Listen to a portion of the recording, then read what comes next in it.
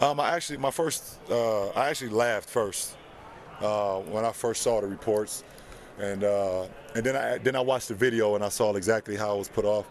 Well, first of all, I had no idea who she is or what she do until she won in that case, because now I know who she is. It's for her to go up there and say what she said. First of all, I mean, I would have had a little bit more respect for her if she would have actually wrote those words. She probably said it right off a teleprompter, but that's okay. We live in we're back to everything I've been talking about over the last few years. So it lets me know that, everything I've been saying is correct for her to have that type of reaction. But we will definitely not shut up and dribble. I don't want to get into a feud with Daryl Morey, but I believe he wasn't educated on the situation at hand, and he spoke. James not commenting about any political tension in the region, instead focusing on how Morey's comments damaged the NBA's relationship with the country. So many people could have been harmed, not only financially, but physically, emotionally, spiritually. So just be careful what we tweet and we say and what we do. The backlash immediate, with even U.S. senators weighing in. Republican Ben Sasse of Nebraska tweeting, "You're parroting communist propaganda. China is running torture camps, and you know it." James taking to Twitter later in the day to offer a clarification, saying, "My team in this league just went through a difficult week. I think people need to understand what a tweet or statement can do to others. Could have waited a week to send it." LeBron also gave me an exclusive tour of his brand new I Promise school. It is a joint venture between the LeBron James Family Foundation and the Akron Public School System. Not only is tuition free, so are uniforms and transportation for every student who lives more than 2 miles away. Every student gets breakfast, lunch, and snacks. College tuition is guaranteed for everyone who graduates. There is a food pantry for families. Parents can get their GEDs and job placement services. And because of how important a bicycle was for young LeBron in escaping dangerous parts of his neighborhood, every student will receive a free bicycle and helmet.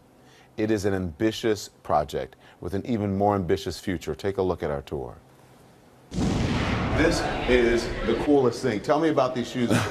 You guys are going to auction these off, right? Yeah. So what's happening? It's 114 game-worn shoes that I've worn in the NBA game, and each shoe is being auctioned off, and all the proceeds is going to the foundation. So I didn't know that we were going to do this wall like this. This is a surprise for me, but I knew that the shoes were going to be auctioned off, but I love this right here. It's like, they.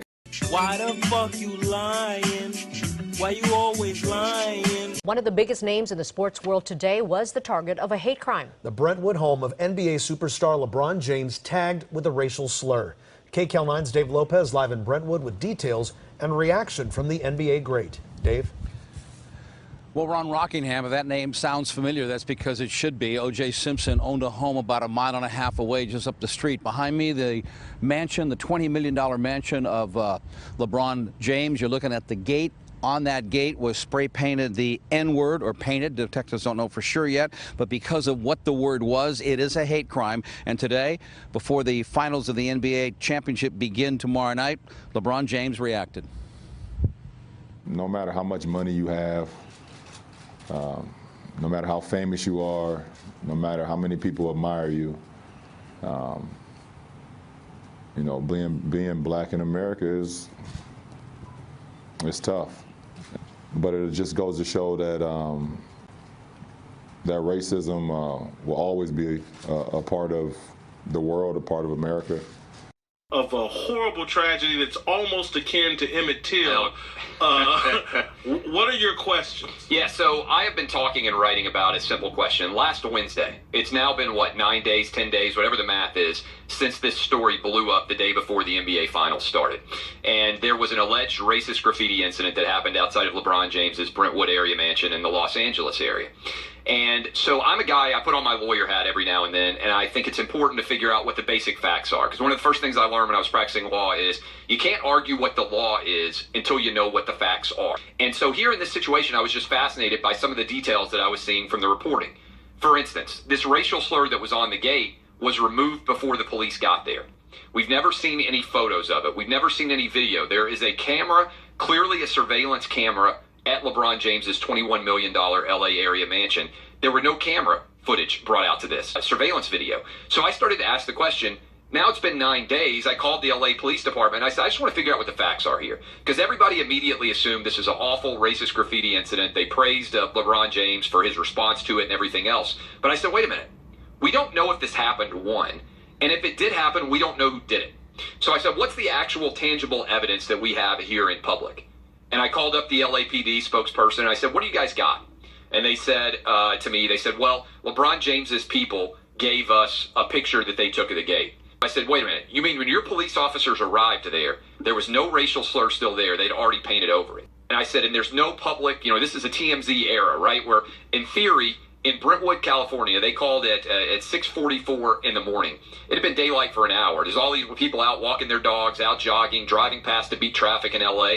There's nobody who saw this racial slur on the gate, nobody who took a picture of it, no actual, tangible, physical evidence that was in any way illustrated for this story, and everybody used it as a huge #1 story in sports media last week. I just wrote an interesting column, I think, asking the question, are we sure it happened? And how is it that there's no evidence of it still 9 or 10 days later? I called the LAPD yesterday, and we still had no evidence of it at all. Better than anybody in a game. Better than anybody in a game. On the other hand, in the history of the NBA, when you've played as many seasons as LeBron, let's not forget, straight out of high school, he's playing a full slate. They didn't take it easy on him in terms of the minutes like they did on Kobe. They gave him, he was carrying the load. The minute his foot hit the ground in the NBA, he was off and running. And this is a bunch of seasons. What is it, 14 now? I mean, it's like when you think of the older players, they were 36, 37 years old, 38 years old by the time they played the minutes that LeBron James has played. And those are rough minutes. Those are minutes in the crucible of playoff action. Now, this season, I've been saying since the beginning, given that fact, I don't care how you take care of your body, or rather, one of the ways you take care of your body is rest. And given that fact, the fact that LeBron James has taken very few games off this season, not like last season, 2 seasons ago, when he mysteriously in the offseason lost like 30 pounds of muscle mass and didn't look the same and didn't play the same. Paleo diet. And then came back brolic and back to being LeBron James, Superman.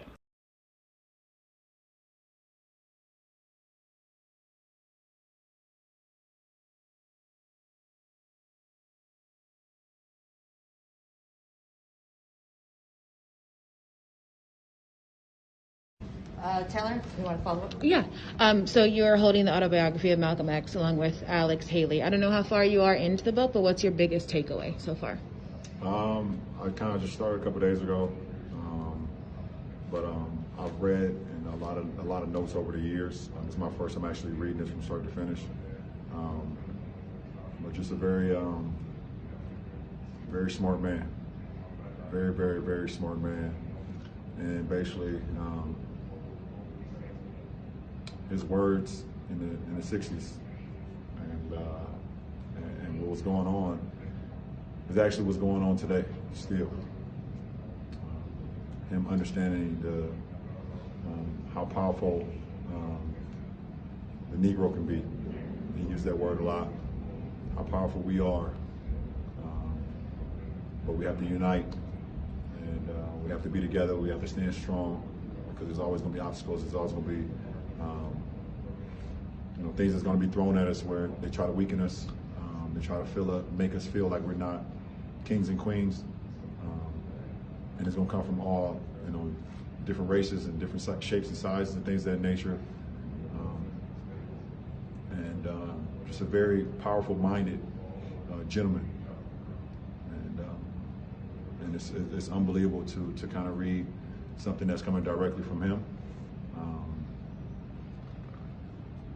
Just hate. Wish I had an opportunity to meet him. Obviously, we know what the situation that happened along not only him, but Dr. Martin Luther King, some of the greats that's ever walked face of the earth, not only just here in America, but in the face of the earth. So it's a pretty interesting book so far.